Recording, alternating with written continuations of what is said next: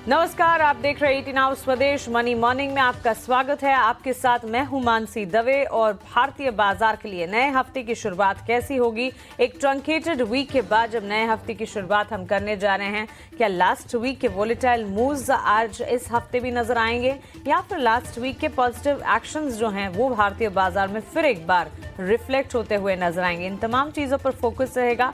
नतीजों का सीजन खत्म हो चुका है, लेकिन भारतीय बाजार के लिए ट्रिगर्स और इवेंट्स ढेर सारे एक एक कर आते हुए दिख रहे हैं, चाहे फिर वो सरकार की तरफ से हो, ग्लोबल फ्रंट पर हो या फिर डोमेस्टिक भारतीय बाजार के अपने ट्रिगर्स हो। इस सुबह जहां हम बात कर रहे हैं विदेशी बाजार से संकेत और एशियाई बाजार की शुरुआत की, अगर बात करें शुरुआत गिफ्ट निफ्टी के इम्प्लाइड ओपन से अगर करें, ऑलमोस्ट 200 पॉइंट्स के गेंस के साथ गिफ्ट निफ्टी में इम्प्लाइड ओपन इस वक्त नजर आ रहे हैं। इसके अलावा अगर एशियाई बाजार की बात करें, मजबूती के साथ शुरुआत होने के संकेत और जो शुरुआत हो चुकी है एशियाई बाजार के तमाम प्लेयर्स में, तमाम मार्केट्स में, वो भी मजबूती के साथ खुलते हुए। गिफ्ट निफ्टी में तो 200 अंक की मजबूती है, लेकिन जापान के बाजार निक्केई में भी करीब 40% की बढ़त, कॉस्पी में हल्का सा दबाव, हांगकांग के बाजार पर भी रहेगी नजर।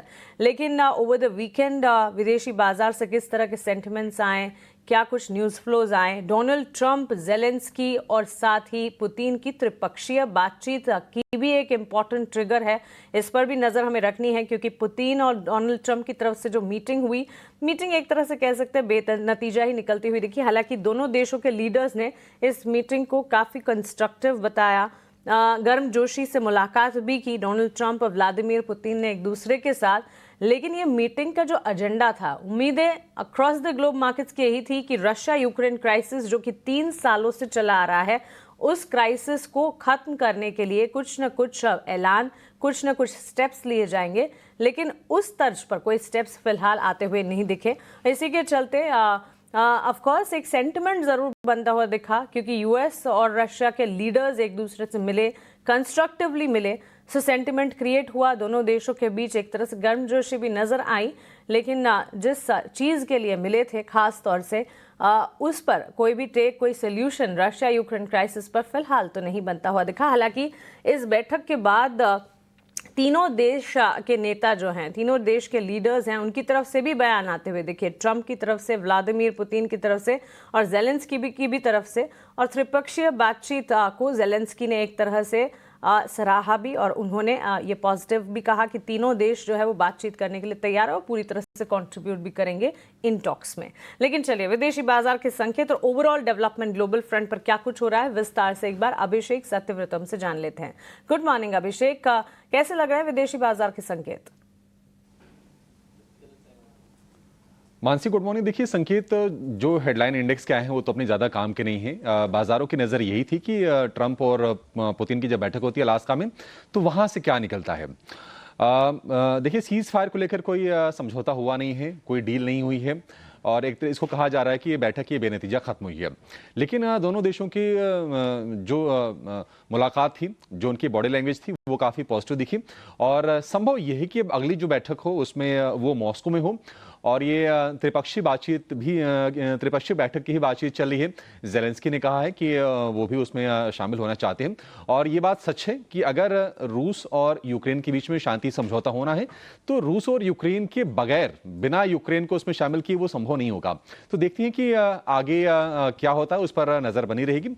लेकिन कुल मिला कर जो माहौल है, जो वहाँ से संकेत आए, वो थोड़े पॉजिटिव आए, क्योंकि भारत को लेकर भी एक तनातनी थी अमेरिका के साथ, क्योंकि अमेरिका ने साफ साफ कहा था कि जो भी देश रूस से कच्चा तेल खरीद रहे हैं या फिर अपने व्यापारिक संबंध रख रहे हैं, उन पर हम टैरिफ बढ़ाएंगे, सैंक्शंस लगाएंगे। अब 50% टैरिफ की तो बातचीत हो ही गई है। 27 अगस्त से पहले देखते हैं कोई समझौता होता है नहीं होता है, उस पर नजरें रहेंगी। खबरें ये भी आ रही हैं कि अमेरिका का जो डेलीगेशन आने वाला था बातचीत के लिए 15 अगस्त के बाद, उसमें डिले हो सकता है। कितना डिले होगा, कब तक डेलीगेशन आएगा, बातचीत कैसे आगे बढ़ेगी, इस पर आगे नजरें रहेंगी। लेकिन ओवर द वीकेंड बाजार के लिए अगर हम ओवरऑल अगर हम क्यूज की बात करें तो वो ठीक ठाक ही है। अमेरिका में देखिए, जो रिटेल सेल्स का जो डेटा है वो भी ठीक है, आधे % के आसपास की बढ़त हमने देखी वहां पर। हालांकि पीपीआई इंडेक्स यानी कि जो होलसेल महंगाई दर है उसमें थोड़ी हमने अपटिक देखी है। लेकिन अगर हम अमेरिकी बाजारों के अगर हम चाल की बात करें, अगर हम शुक्रवार की, तो आप देखेंगे थोड़ी मिली जुली तस्वीर है।